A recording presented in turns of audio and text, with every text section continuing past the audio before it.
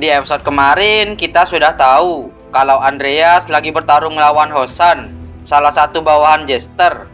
Kalian penasaran dengan kelanjutan ceritanya? Jadi, tanpa berlama-lama, kita langsung saja ke ceritanya. Kita dilihatkan dengan Hosan yang membantai para undead milik Andreas. Setelah itu, tiba-tiba Nickel menyerang Hosan. Tetapi Hosan masih bisa menghindari serangan dari Nickel. Sudah lama sejak terakhir kali aku menggunakan pedang pemecah. Nickel, hindari serangannya. Serangan dari Hosan masih bisa ditahan oleh Nickel. Tetapi di sekitar Nickel dan Hosan terkena dampak dari serangan mereka. Dan Andreas juga membantu menyerang Hosan. Tetapi serangannya masih bisa ditahan oleh Hosan. Di sana juga ada Taimur yang sudah bersiap dengan serangannya. Dan serangan Taimur sampai membuat ledakan yang cukup besar. Serangan dari Taimur masih belum bisa mengenai Hosan. Andreas bergumam, kalau tidak ada Taimur, Nickel atau aku pasti sudah terbelah menjadi dua. Tangan kirinya Nickel dan bahkan pedangnya hancur. Hosan berkata, sudah waktunya aku menyelesaikan ini. Nickel, untuk sekarang kembalilah. Aku bilang kembali. Dia lebih berani dari tuannya.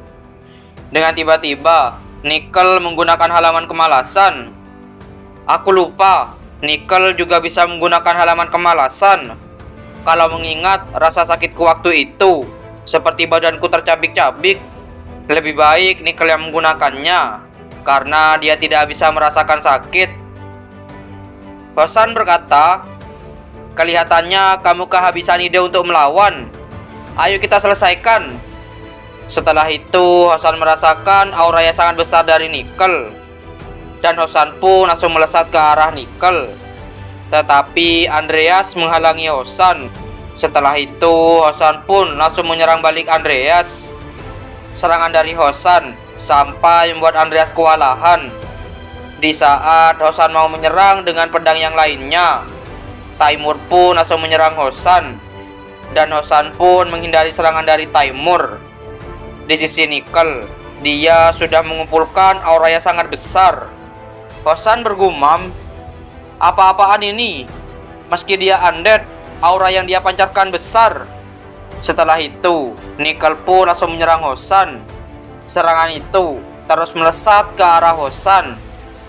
Di sisi Andreas, dia terkejut setelah melihat Nickel kulitnya kembali utuh. Tetapi tidak lama setelah itu, Nickel pun berlahan-lahan kembali menjadi sebuah tengkorak. Dan setelah itu menghilang. Di sisi Hosan, ternyata serangan dari Nickel masih belum bisa menumbangkan Hosan. Andreas bergumam, orang itu dia selamat dari seni rahasia milik Nickel. Hosan berkata, tidak mungkin, pedang pemecah hancur, dan pedang Farang juga. Dengan tiba-tiba, Taimur sudah berada di atas Hosan, dan sudah bersiap menyerang. Tetapi serangan Taimur masih bisa dihindari. Di saat Taimur mau menyerang kembali, Hosan mengeluarkan salah satu pedangnya. Tetapi Andreas langsung menahan pedang dari Hosan. Dan Hosan pun terkena telak oleh serangan dari Taimur. Hosan pun langsung melesat keras ke arah sebuah batang pohon. Andreas bergumam, aku akan menyelesaikan dengan ini, pedang tanpa ego. Di sana Hosan berkata, sekarang kamu mau menyerangku? Baiklah, akan aku turuti. Dan Andreas pun langsung melesat ke arah Hosan. Di sisi Hosan, dia sudah bersiap untuk menahan serangan. Serangan mereka berdua pun saling berbenturan sampai membuat ledakan yang cukup kuat. Kita dilihatkan dengan masa lalu Hosan saat masih bersama Desran. Di sana Desran berkata, pedang tidak lebih dari sebuah alat, dan alat adalah hal terakhir yang perlu kamu pikirkan dalam ahli pedang. Aku tidak paham kenapa pedang tidak penting dalam ahli pedang. Bukannya jelas kalau ada dua prajurit yang sama kuatnya bertarung, dia yang punya alat lebih bagus yang akan menang. Itu berlaku kalau pertarungannya antar dua manusia biasa. Karena itu, aku bilang kamu tidak sepenuhnya benar. Pertarungan antara dua orang yang sudah mencapai aura master dimenangkan oleh dia yang memiliki wawasan lebih luas dalam seni pedang. Kalau kamu kurang wawasan, meskipun lawan menggunakan batang pohon, mereka tetap bisa membahayakan nyawamu.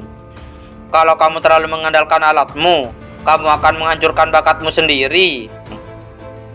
Kita kembali di waktu yang sekarang.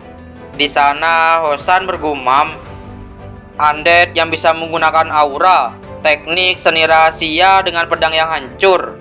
Aku seharusnya mendengarkan perkataan kakek itu. Hosan berkata, "Bocah, kamu muridnya kakek itu?" "Benar. Pantas saja aku bisa mencium bau dari kentang dari pedangmu." Kita beralih di tempat Carlos. Di sana Carlos lagi bersama teman-temannya yang mau bersiap menyelamatkan Andreas. Tetapi dengan tiba-tiba Andreas muncul dari dalam air. "Cepat bantu aku! Bagaimana caranya kamu berenang sampai ke sini?" "Mereka menyerangku secara bersamaan. Jadi aku meninggalkan jejak dan berenang ke sini seperti orang gila. Barang kita aman." Dan dari awal, Muriel memang tempat yang seperti itu. Kita beralih di tempat yang lain. Di sana, Andreas menyambungkan tangan Nickel. "Selesai, coba gerakkan. Ini tangannya pedang iblis, jadi seharusnya tidak buruk." "Baiklah, sekarang Nickel sudah membaik." Setelah itu, tiba-tiba layar sistem muncul. Nickel memiliki kesempatan 32% untuk berevolusi. Ada satu pilihan evolusi yang terbuka. Apa Anda ingin lanjut? Taimur si pejuang memiliki kesempatan 88% untuk berevolusi. Ada satu pilihan evolusi yang terbuka. Apa Anda ingin lanjut? Kesempatan evolusi mereka meningkat jauh setelah bertarung dengan Hosan. Sekarang waktu yang bagus untuk evolusi Taimur. Dan Andreas pun mengevolusi Taimur. Andreas bergumam, "Mungkin sebaiknya aku melatih elemental sihir saat aku kembali." Kita beralih di tempat Jester. Di sana ada Charon yang pergi ke tempat Jester. Jester berkata, "Charon, untuk apa kamu kesini?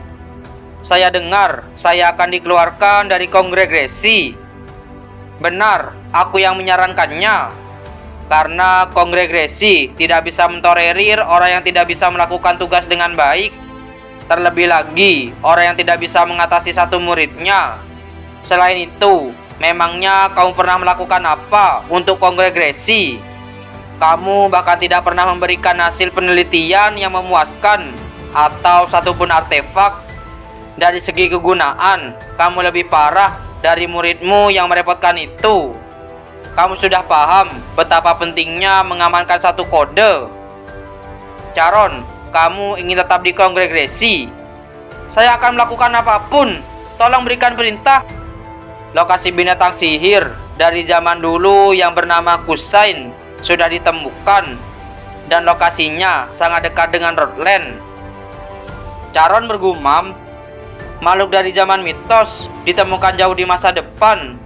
Monster yang bisa mendominasi makhluk berakal dan menyerap kekuatan mereka melalui roh jahat yang lebih lemah. Aku pikir binatang sihir itu hanya diceritakan di tulisan kuno." Jester berkata, "Aku akan memberimu lokasi Kusain dan cara membuka segelnya dan kekuatan untuk mengendalikannya. Setelah menjinakkan binatang sihir itu, bawa muridmu yang tidak kenal aturan itu ke hadapanku." Di sana Charon tersenyum sinis. Kelihatannya dia tidak senang setelah Andreas mengambil halaman kemalasan dan berbuat sesuka hatinya. Tapi itu tidak masalah untukku. Aku bisa menyingkirkan Andreas yang membuatku berada dalam situasi sulit ini. Dan di saat bersamaan, kalau aku beruntung, aku bisa mendapat binatang sihir. Jester berkata, "Bersikaplah seperti percakapan ini tidak pernah terjadi. Percayakan pada saya. Sudah tugas saya sebagai guru untuk mendisiplinkan murid yang salah arah. Kita dilihatkan di keesokan harinya. Di sana ada Andreas yang sedang lesu. Seharusnya meneliti di tempat yang lebih nyaman. Meski awalnya bagus, aku butuh waktu untuk menyelesaikannya. Sekarang ini, aku harus kembali ke asrama dan istirahat. Dengan tiba-tiba, Vivian dan Lucia datang. Lucia berkata, "Kakak Andreas, kenapa tidak menjawab saat aku menghubungi? Maaf, aku pergi keluar dengan kenalanku. Ngomong-ngomong, apa kakak sudah lihat ini? Ada peringatan yang diposting. Akhirnya, kita bisa mengucapkan selamat tinggal pada asrama kotor itu." Setelah itu, Andreas melihat peringatan itu. Peringatan, spirit yang tidak bisa diidentifikasi telah terlihat di asrama Toneliko. Demi keamanan para murid, asrama Toneliko akan ditutup sementara. Untuk para murid yang tinggal di asrama Toneliko, lihatlah dokumen yang terlampir untuk mencari tahu tempat kalian akan direlokasi. Andreas bergumam, kejadian di mana spirit menyerang para murid asrama Toneliko. Itu artinya sebentar lagi penyegelan binatang sihir kuno. Kenapa secepat ini? Seharusnya ini terjadi setelah 6 bulan game dimulai. Lucia berkata, "Kenapa muka kakak muram begitu? Berhentilah murung begitu dan cepat katakan asrama baru kakak." "Aku dapat asrama Belgion." "Beruntung sekali, itu asrama yang sama dengan wanita cantik sepertiku. Aku akan kembali ke asramaku sebentar. Aku harus mengemas barang-barangku dan melihat keadaan di asrama." Kita beralih di tempat Charon. Di sana Charon lagi mengaktifkan binatang sihir Kushain. "Aku berhasil. Sekarang aku hanya perlu menyingkirkanmu, Andreas." Kita beralih di tempat Andreas. Di sana ada Andreas dan Vivian. Andreas berkata, "Terima kasih kamu sudah mau ikut." "Tidak apa-apa, aku justru senang bisa membantu." Andreas bergumam, "Aku mengajaknya bersamaku karena aku tidak bisa memikirkan alasan untuk meninggalkannya. Apa semuanya akan baik-baik saja? Kalau terus begini, aku tidak akan bisa menggunakan summonku. Dan kalau aku membuat kesalahan, dia akan tahu tentang hubunganku dengan Charon. Mungkin sebaiknya aku mengirimkan satu alasan untuk mengirimnya kembali." Dengan tiba-tiba, Andreas dan Vivian berhenti. Ternyata di sana ada seseorang yang menghadang. Tidak mungkin, murid-murid lainnya juga. Ini juga perbuatan Profesor Charon. Mereka semua murid yang mengambil kelasnya. Kenapa seorang profesor melakukan semua ini? Vivian, apa kamu bisa menghentikan mereka tanpa ada yang terluka? Kita tidak punya waktu. Aku harus pergi dan menghentikan profesor. Baik, aku akan segera menyusul. Baiklah, aku akan percayakan mereka padamu. Dengan tiba-tiba, salah satu murid di sana menyerang Andreas, tetapi Vivian menahannya. Andreas bergumam, "Aku berhasil berpisah dengannya sementara waktu. Tapi dia tidak akan membunuh mereka, kan? Aku harus percaya padanya sekarang." Kita beralih di tempat Charon. "Bagus, dia sepenuhnya dalam kendaliku." Dengan tiba-tiba ada sebuah serangan ke arah Charon. Untung saja Charon masih bisa menahannya. Ternyata yang menyerang tadi adalah Andreas. "Andreas, kenapa kamu ada di sini?" Andreas bergumam, "Aku pikir aku bisa datang lebih cepat. Ternyata aku terlambat. Kecepatan menghancurkan segel yang tidak wajar dan sihir aneh yang menyelimuti tubuhnya. Kristal Peldoren. Di dalam game Jester yang memegangnya. Jadi dia pelaku di balik semua ini." Charon berkata, "Beraninya kamu menyerangku? Tidak masalah, aku baru saja mau pergi mencarimu. Sebenarnya aku tidak menyangka ada yang bisa mempengaruhi Dian. Terlebih lagi, orang lemah sepertimu, Master. Dulu aku diam-diam mendengar pembicaraan antara ayahmu dan Master Morne. Andreas bergumam, karakter sampingan seperti dia bisa tahu. Charon berkata, entah kamu bisa menggunakannya atau tidak, tunjukkan apa yang ditinggalkan Koromel. Aku penasaran, kamu ingin mengatakan apa? Ternyata kamu hanya ingin merampok anak kecil. Setelah itu, Andreas pun memanggil Nickel dan Taimur. Charon di sana terkejut. Itu Raja Harimau, Taimur yang dia dapat dari kongregasi. Dia sudah bisa mengendalikan undead dengan rank tinggi. Tetapi selama kristal Peldarin ada bersamaku, aku bisa mengatasinya. Charon berkata, ingat, siapa gurumu Andreas? Aku tidak mempelajari apapun darimu. Sesuai kata orang, murid berhasil melampaui gurunya. Setelah itu, Charon pun mengeluarkan undead miliknya. Andreas bergumam, Kusain memberi buff pada semua spirit yang dia summon. Andreas berkata, aku sudah muak. Aku akan memutus hubungan denganmu sekarang, Charon. Kamu akan aku bunuh. Lalu aku akan mengambil peninggalan Chain. Setelah itu, aku akan membangkitkan mayatmu sebagai budakku. Di sisi Vivian, di sana dia masih bertarung melawan para murid yang dikendalikan oleh Charon. Aku harus menyusul Andreas, tapi mereka terus saja maju. Kapan ini akan selesai? Mungkin lebih baik kalau aku membunuh mereka semua. Tidak, Tuan Peri tidak akan suka. Dengan tiba-tiba ada serangan dari belakang Vivian, tetapi Vivian masih bisa menahannya. Dengan tiba-tiba Vivian mengingat sesuatu. Dia mengingat saat dia masih bersama Andreas. Aku ingat, Kusain. Dan setelah itu, Vivian pun langsung menghajar para murid-murid di sana. Tidak boleh begini. Kalau aku lanjutkan, aku akan membunuh mereka. Tapi aku hanya harus terus menghajar mereka. Apakah Vivian akan berhasil mengatasi murid-murid di sana? Kalian penasaran? Jadi, jangan lewatkan di episode yang selanjutnya. Terima kasih telah menonton video kami sampai selesai. Jangan lupa subscribe dan like dan share video-video kami ke teman-teman Anda. Dan dadah.